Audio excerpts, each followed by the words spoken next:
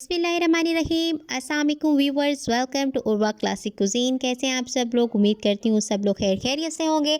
मैं भी ठीक हूँ अल्हम्दुलिल्लाह। रमज़ान को होप सो आप सब लोग इंजॉय कर रहे होंगे। आज ये बहुत ही ज़बरदस्त रमज़ान स्पेशल 3 चटनियाँ लेकर आई हूँ।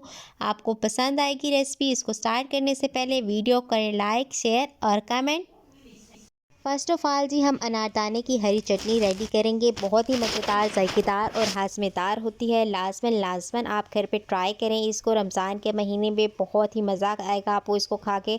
तो जो चीज़ें हमारे पास यूज़ होनी है वो सारी की सारी यहाँ पे मेरे पास मौजूद है। हरी मिर्चें हैं 4, 10 से 12 जवे लहसुन के हैं, इमली का पल्प है, अनारदाना है जिसे मैंने अच्छे से 4-5 दफ़ा धो लिया था क्योंकि इसके अंदर बहुत ज़्यादा मट्टी होती है, तो अच्छे से आपने साफ़ करना है। 4 टेबलस्पून के करीब मेरे पास अनारदाना है, 1 कप भर के हरा धनिया और पुदीना, और स्पाइसेस में ब्लैक सॉल्ट यानी कि काला नमक, सफ़ेद ज़ीरा और कुटी हुई लाल मिर्च यानी कि रेड चिली फ्लेक्स हैं, ये 1 टीस्पून हमारे पास है। सारी चीज़ें जो है बारी बारी ऐड करनी है, और उसके बाद जो स्पाइसेस हैं वो भी हम इसके अंदर ऐड करेंगे। इनकी स्पाइसेस का सबका प्रपोर्शन जो है वो एक ही है, 1 टीस्पून ही मैंने इसको लिया है। अब लहसुन के जवे और इमली का पल्प शामिल करेंगे। ये तमाम इंग्रेडिएंट्स शामिल करने के बाद जो है हम इसके अंदर थोड़ा सा पानी ऐड करेंगे। बाउल को अच्छे से मैंने क्लीन कर लिया है। अब हाफ़ कप के अराउंड जो है इसके अंदर हम पानी का ऐड करेंगे, और फिर जो है मैं ग्राइंडर को चला दूंगी और बड़ा ही ज़बरदस्त सा एक स्मूथ सा मिक्सचर बना लेंगे।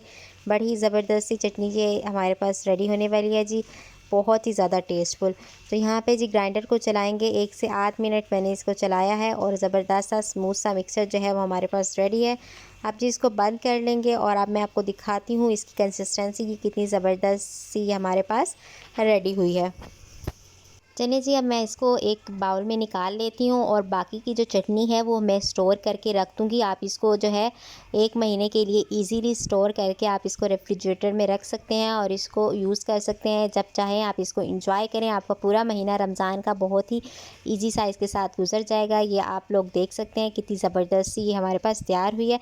अब जी मैंने थोड़ा सा अनारदाना लिया है और इसके साथ इसको जी गार्निश कर दिया है। तो ये थी हमारी अनारदाने की हरी चटनी।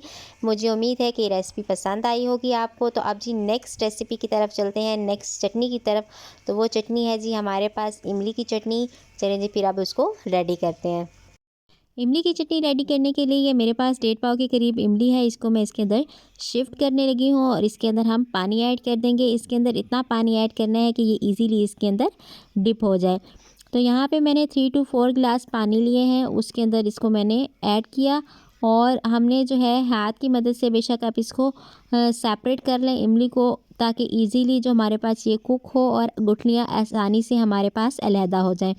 तो यहाँ पे मैं पानी ऐड कर चुकी थी, और उसके बाद कि मैंने इसको हाथ की मदद से सेपरेट किया है, और फ्लेम को मैंने ऑन कर लिया। अब इसको ढक देंगे ये इतने टाइम के लिए कि ये जो हमारे पास इमली है वो सॉफ्ट हो जाए और गुठलियाँ ईजी हमारे पास रिमूव होने लगे। तो यहाँ पे आप देख सकते हैं कि इमली और पानी अच्छे से मिक्सअप हो चुकी हैं, और गुठलियाँ भी बिल्कुल नरम हो चुकी हैं हमारे पास। तो यहाँ पे मैं फ्लेम को बंद कर दूँगी और इसको ठंडा होने के लिए रखेंगे।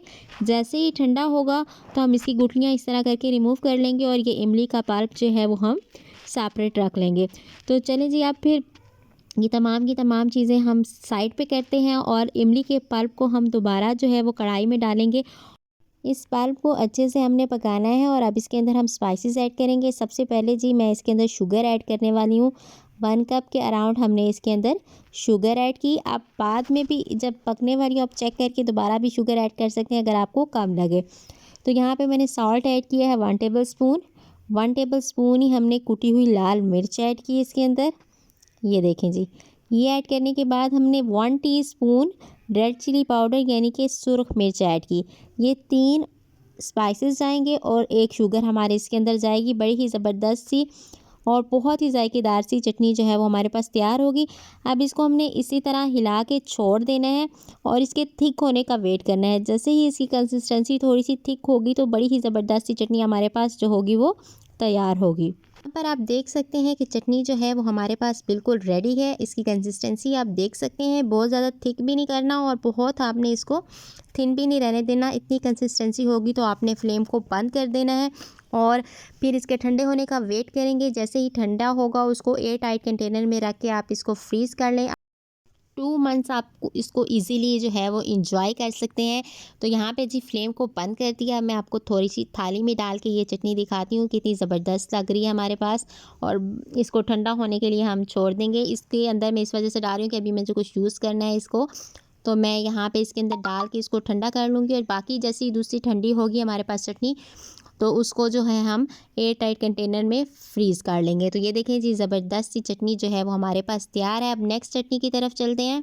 थर्ड नंबर पे जी हम आलू बुखारे की चटनी रेडी करने वाले हैं। ये आप लोग देख सकते हैं कि मेरे पास ये पल्प है आलू बुखारे का। इसकी गुठलियाँ मैंने रिमूव कर ली थी। ये 1 पाव के करीब आलू बुखारा था जिसकी गुठलियाँ जो है वो मैंने रिमूव कर ली हुई हैं। तो आप जी कढ़ाई को चूल्हे पे चढ़ाएंगे। सबसे पहले मैं यहाँ पे 2 गिलास इमली का पल्प शामिल करूँगी इसके अंदर, और उसके बाद जो मैंने आलू बुखारे का पल्प रखा है वो इसके अंदर हम शामिल कर देंगे। ये शामिल करने के बाद जी इसके अंदर हम 2 गिलास के करीब जो है वो पानी ऐड कर देंगे। पानी ऐड करने के बाद इसको अच्छे से आपने हीटअप होने देना है। जैसे कि ये अब इसके अंदर जोश आने लग गया। अब इसके अंदर हम स्पाइसेस ऐड करेंगे। स्पाइसेस के अंदर वही हमारे पास सिंपल से इंग्रेडिएंट जाएंगे। सबसे पहले हम इसके अंदर सॉल्ट यानी कि नमक ऐड करेंगे। यहाँ पे मैंने 1 टेबल स्पून सॉल्ट ऐड किया। 1 टेबल स्पून ही इसके अंदर जाएगा रेड चिली पाउडर यानी कि सुरख मिर्च का। ये ऐड करने के बाद इसके अंदर कूटी हुई लाल मिर्च आएगी, red chilli flakes 1 tablespoon वो मैंने ऐड किया इसके अंदर। ये तमाम स्पाइसेस ऐड करने के बाद इसके अंदर हम शुगर ऐड करेंगे 1 कप के अराउंड।